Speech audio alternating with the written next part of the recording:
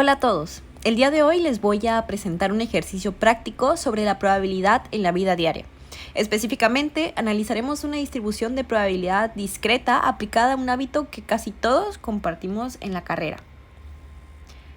Mi nombre es Jimena Cruz y hoy seré su guía a través de este análisis estadístico realizado en nuestro entorno académico. El tema elegido es el consumo de café en el grupo I2A. Para este estudio definimos nuestra variable X como la cantidad de tazas de café consumidas al día. Trabajamos con una muestra de 17 alumnos encuestados, lo que nos permite tener una base de datos real y cercana para este análisis. Al preguntarles a mis compañeros cuántas tazas de café toman al día, obtuvimos estos resultados. Como se puede observar aquí en la tabla, la frecuencia varía desde quienes no consumen nada hasta quienes toman 4 tazas. Noten que el número más alto de personas, 7 alumnos, se concentró en el consumo de 2 tazas. De igual forma podemos observar en las imágenes algunas pruebas de cuando fueron encuestados con esta pregunta de cuántas tazas de café toman al día.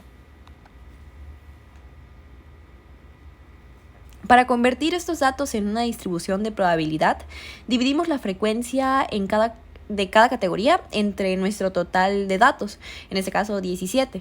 Por ejemplo, para 2 tazas dividimos 7 entre 17, obteniendo un resultado de 0.412, o lo que es lo mismo, un 41.2% de probabilidad.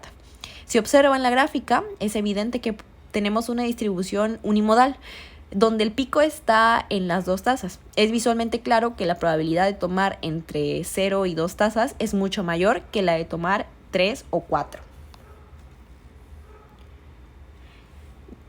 Continuamos con el cálculo de la media, el cual es el valor esperado. Ahora entramos a la parte matemática. La media o el valor esperado nos dice el promedio teórico del consumo del grupo. ¿Cómo lo obtenemos? Multiplicamos cada valor de X por su probabilidad y sumamos los resultados. Para 0 tazas el resultado es 0. Para 2 tazas multiplicamos 2 por 0.4118, lo que nos da 0.8236. Sumamos todos los productos particulares y llegamos a una media de 1.59 tazas. Esto significa que en promedio un alumno del I2A consume casi 1,5 tazas al día. Continuamos con el cálculo de la varianza. La varianza mide qué tan dispersos están los datos respecto a esa media que acabamos de sacar. El proceso es un poco más largo, pero lógico. Primero elevamos al cuadrado el número de tazas y lo multiplicamos por su probabilidad. Por ejemplo, para 2 tazas, 2 al cuadrado es igual a 4. Y 4 por 0.4118 nos da 1.6472. Así con todos nuestros posibles resultados. Sumamos todos los resultados dándonos 3.8229. A esta suma le restamos el cuadrado de nuestra media, que es 1.59 elevado al cuadrado. Esto nos da como resultado 2.5221. El resultado final es la varianza de 1.30.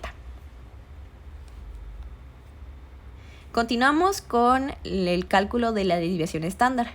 Como la varianza está en unidades al cuadrado, como lo pudimos ver en la anterior diapositiva, aplicamos la raíz cuadrada para obtener la desviación estándar, que nos devuelve a la unidad original, en este caso tazas. Al sacarle la raíz a 1.30 obtenemos 1.14. Este número es clave. Nos dice que la mayoría de alumnos consumen café en un rango más o menos de 1.14 tazas con respecto al promedio de 1.59 que ya habíamos sacado anteriormente. Ahora continuamos analizando el comportamiento de nuestros datos. Para concluir, analizamos qué nos dicen estos números. La moda, la mayoría absoluta prefiere 2 tazas, en este caso 41.2%. Tendencia. El consumo de este es bajo a moderado. Solo el 17.7% del grupo consume 3 tazas o más, lo que indica que no hay una dependencia extrema a la cafeína en el salón. Y estabilidad. Con una desviación de 1.14 vemos que el grupo tiene hábitos bastante consistentes entre sí. Bueno, muchas gracias por su atención. Esto demuestra cómo la estadística nos permite entender mejor los hábitos de nuestra propia vida, así como también de las personas que nos rodean. Ahora los dejo con mi compañero. Buenos días, ingeniero. Mi nombre es Eric Donado Ruiz Guerrero, del grupo I2A de la carrera Ingeniería Industrial, y en esta ocasión vamos a presentarle un problema de distribución de probabilidad. En esta ocasión el problema se trata de los problemas visuales que hay en el salón de clases, y el problema dice así: determina la probabilidad del estado visual de un alumno seleccionado al azar en el salón de clases considerando tres posibles condiciones. Las condiciones las vamos a representar con la letra X, que representaría la condición visual. En este caso, 0 se le asignaría a las personas que no necesitan lentes, 1 a las personas que sí necesitan lentes y 2 a las personas que necesitan un examen visual para saber si utilizan lentes o no. Para esto calculamos la frecuencia de cada uno a través de una encuesta en el cual los resultados nos dio que 10 personas no utilizan lentes, 15 personas sí no utilizan lentes y 19 personas ocupan un examen para saber si necesitan lentes. Luego, con esta frecuencia calculamos la probabilidad. En este caso, pues la fórmula sería P por X es igual a X. Entonces, serían los casos que tenemos entre los posibles casos. Por ejemplo, tenemos la frecuencia 10 entre 44, que sería el total de alumnos que hay. Esto nos da una probabilidad de 0.2273. Hacemos lo mismo con la frecuencia 15 y 19. 15 entre 44, el total de alumnos. 19 entre 44, el total de alumnos de nuevo. 19 las personas que necesitan un examen. 15 las personas que sí utilizan lentes. Esto nos da, como podemos ver, una probabilidad de 0.3409 en las personas que sí utilizan lentes y una probabilidad de 0.4318 de las personas que necesitan un examen. ¿Ok? Con esto podemos calcular ya aquí nuestra media de cada uno de estos. Para eso multiplicaríamos nuestra frecuencia, nuestra condición visual con nuestra probabilidad. En este caso sería 0 multiplicado por 0.2273, que nos daría 0. Y aquí 1 por 0.3409, que es la probabilidad de las personas que sí utilizan lentes, que nos daría un resultado de 0.3409. Lo mismo con las personas que necesitan un examen. Multiplicamos 2 por su probabilidad, que es 0.4318, que nos daría 0.8636. ¿Ok? Luego con esto ya podemos calcular nuestra media, nuestra desviación estándar, y nos quedaría que la media es igual a la sumatoria de X multiplicado por la probabilidad de X. En este caso, aquí ya tendríamos nuestra tabla de frecuencia que armamos, nuestro resultado, que sería la suma de esto, damos un resultado de 1.2045, que representaría la media total de todos nuestros datos. Ahora calcularemos la desviación. La desviación sería la sumatoria de X menos la media al cuadrado multiplicado por P multiplicado por X, la probabilidad de X. Eso nos daría como resultado la sumatoria de 0.3298 más 0.0143 más 0.2732, obteniendo un resultado de 0.6173. Pero para un resultado más exacto necesitamos sacar la desviación estándar, que sería sacar la raíz cuadrada a nuestro resultado anterior, y nos daría un resultado de 0.7857, ¿no? Esto nos indica de que nuestros datos son dispersos, de que tanto hay gente que necesita lentes, como hay gente que no necesita lentes, como hay gente que necesita hacer sus exámenes para saber si ocupa lentes o no. Y la media, obviamente, nos indicaría que el centro de gravedad del salón está en tendencia a que la persona seleccionada tenga problemas visuales. Ok, ya para concluir, tenemos la representación gráfica en una gráfica de ojiva de cómo sería nuestra acumulación de nuestra probabilidad, y también tendríamos lo que es la media en cada una de estas, que también se irá acumulando. Para esto utilizamos los datos de la condición visual, que como habíamos establecido anteriormente es 0 para las personas que no ocupan lentes, 1 para las personas que sí ocupan lentes y 2 para las personas que necesitan un examen. Entonces aquí tenemos también nuestra probabilidad de cada una de estas.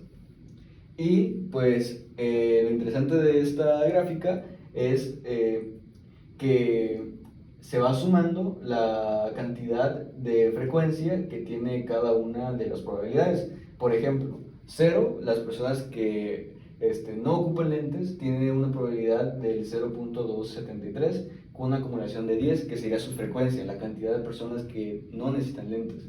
Ahora, en el 1, las personas que sí ocupan lentes tienen una probabilidad de 0.5682 y una acumulación ya del 25 de 25 personas. Esto es porque se sumó con la acumulación anterior. Esto significa que ya tenemos más del 56% de los alumnos contemplados hasta este momento. Ahora, el salto más grande viene de aquí, desde hasta acá, hasta las personas que necesitan un examen visual.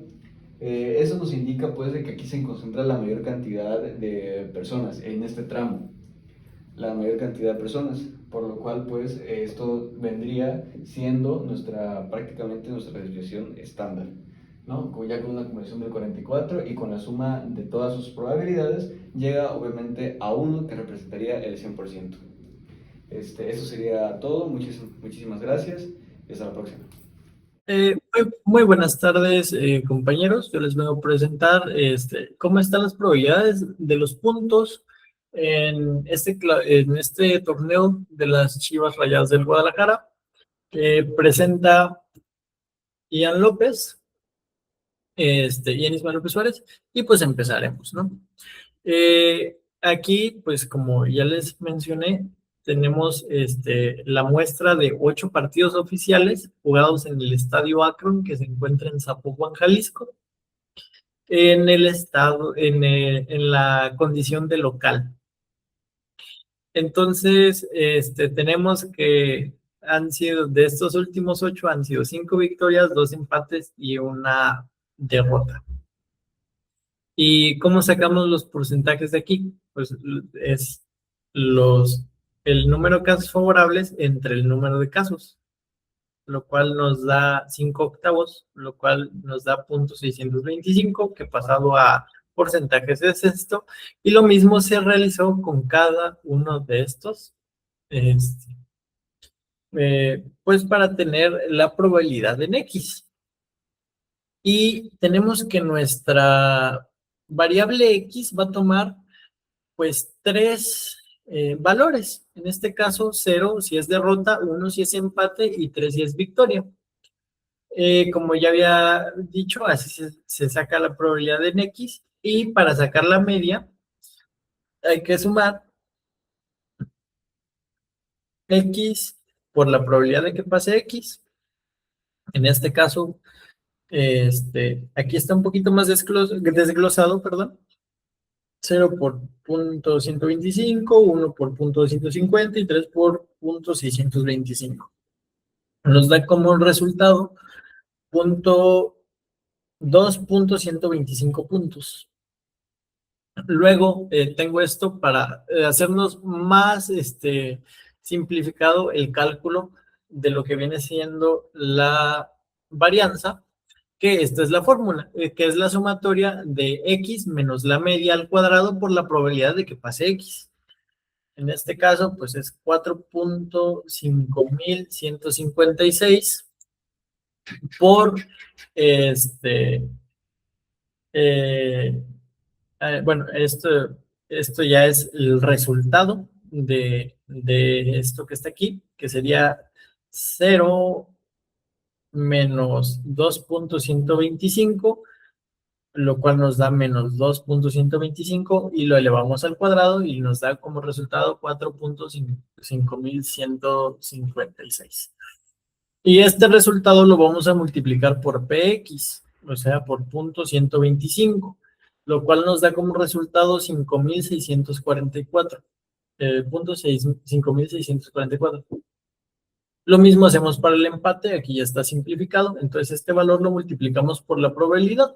Entonces, 1.2656 por .250 nos da como resultado .3164.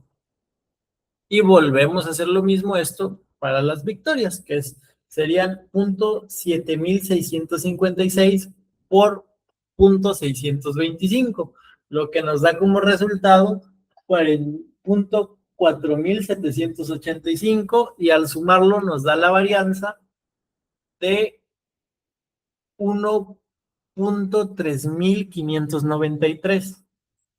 Y para sacar nuestra desviación estándar, primero sacamos nuestra varianza. Y la fórmula de la desviación estándar nos indica que es la raíz cuadrada de la varianza.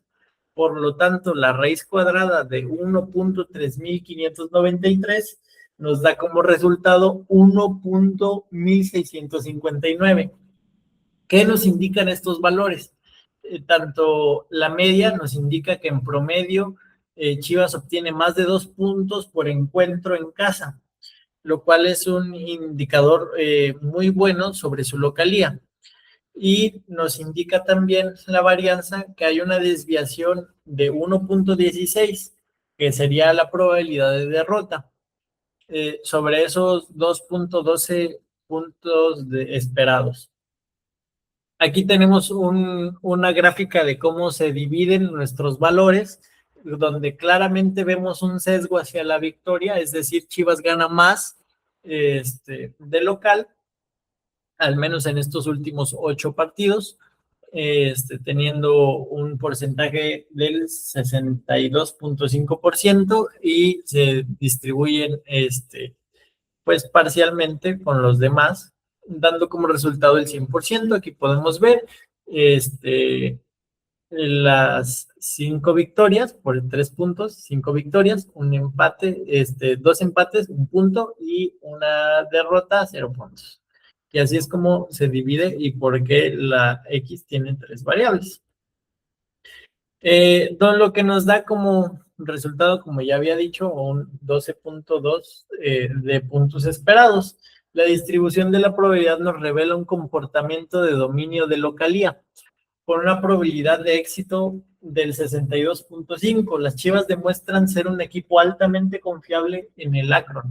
La varianza es de 1.35, lo que nos indica el riesgo de derrota, que es mínimo, que sería alrededor de 12.5%, consolidando el estadio como un factor determinante para la suma de puntos. Sin más por el momento, me despido y los dejo con mi siguiente compañero. Muchas gracias. Hola, ¿qué tal? Hoy presentaré un proyecto de ejercicios creativos realizado por su servidor Eduardo Díaz Ruiz del grupo I2A de Ingeniería Industrial. Bueno, pues bienvenidos, adentrémonos en el proceso de una distribución de probabilidad.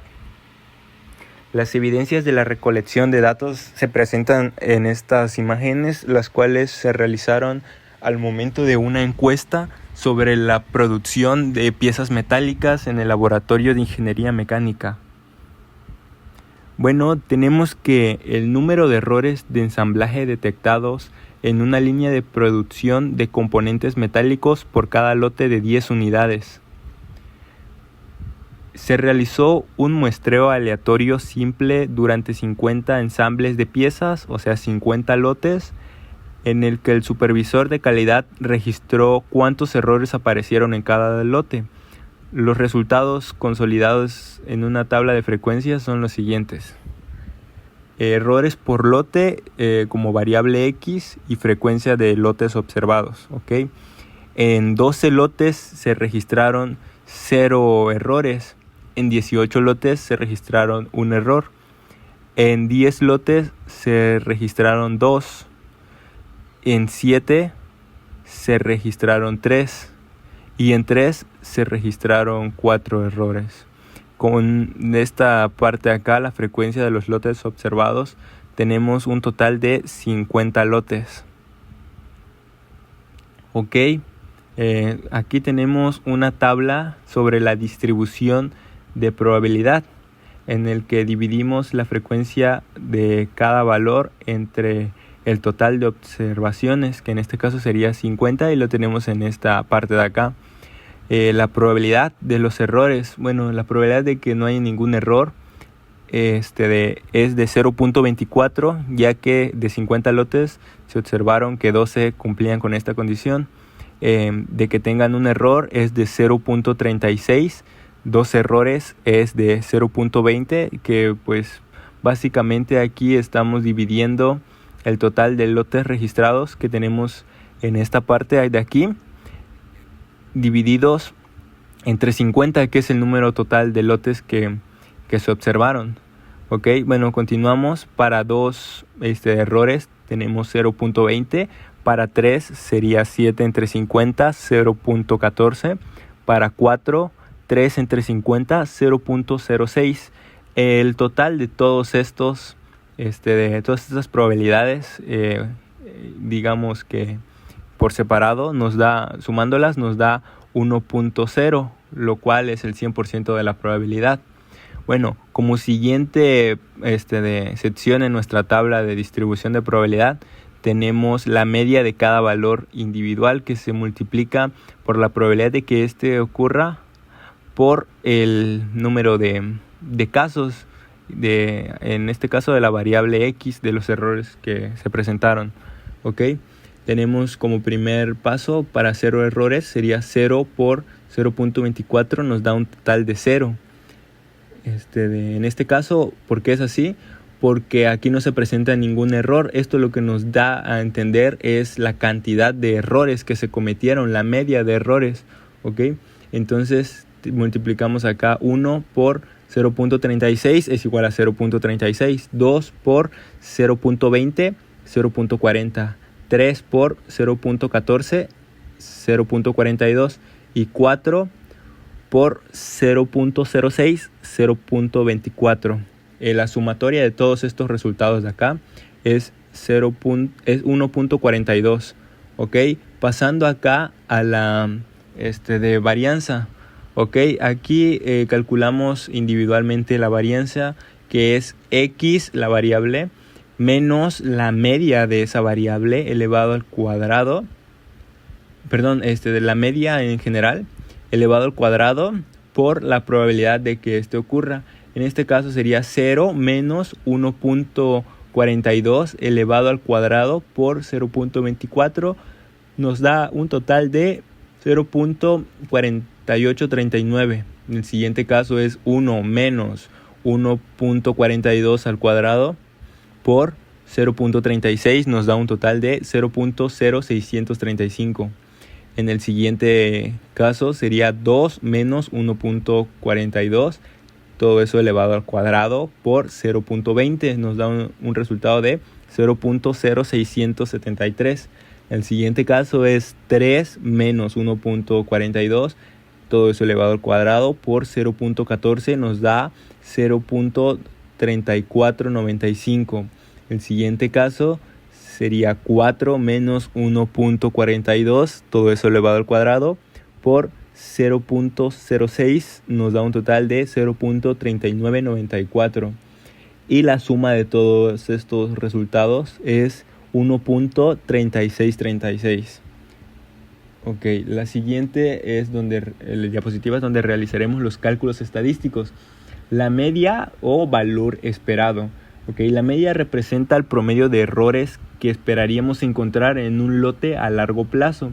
La sumatoria de todos los valores que calculamos individualmente es 1.42, que sería la media, sería 1.42 errores. La varianza, mide la dispersión de los datos respecto a la media. Aquí tenemos la fórmula, que la varianza es sigma al cuadrado, es la sumatoria de X menos la media, todo eso elevado al cuadrado por la probabilidad de X. En este caso es 1.3636, que es el resultado que obtenemos en nuestra tabla al sumar todos estos cálculos. Y la desviación estándar, que nos simplifica un poco o nos hace entender de una mejor manera la diferencia o la dispersión que hay en los datos respecto a la media, ¿no? Porque nos lo da en las unidades originales. Tenemos que la desviación estándar es sigma iguales a la raíz cuadrada de la varianza, que sería sigma al cuadrado. Entonces tendríamos que la raíz cuadrada de la varianza, o sea 1.3636, es igual a 1.1677, o sea, eso sería el total de errores respecto o en lo que respecta a la desviación estándar. Pasamos a la gráfica de distribución, la distribución de probabilidad por lote, en este caso ensamblaje de piezas metálicas. tenemos los números de errores, que sería 0, 1, 2, 3 y 4. Y aquí va desde 0.00 hasta 0.40, que sería la probabilidad, ¿ok? La probabilidad de que hayan 0 errores es de 0.25, 0.24. La probabilidad de que haya un error es de 0.36, de que haya 2 es de 0.20, de que haya 3, 0.14 y de que haya 4 es 0.06. Como vemos, es muy baja y el total, la mayoría se concentra en un error. ¿Ok? Como conclusión del comportamiento, al observar la distribución obtenida podemos concluir lo siguiente. Como primer punto, la tendencia central. La mayor probabilidad se concentra en valores bajos, 0 y 1 errores, con una media de 1.42. Esto indica que el proceso de producción es relativamente estable, ya que es más probable encontrar 1 o menos errores que encontrar 3 o más. El segundo punto es el sesgo. La distribución presenta un sesgo a la derecha, un sesgo positivo. Esto se debe a que la probabilidad disminuye conforme aumenta el número de errores, lo cual es deseable en un entorno de calidad industrial.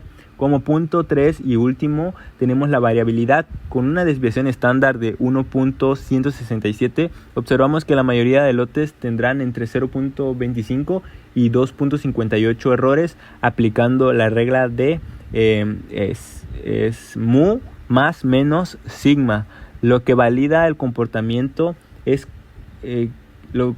el comportamiento es consistente, pero aún tiene margen de mejora para llegar a 0 defectos. Bueno, eso sería todo en este proyecto. Muchas gracias.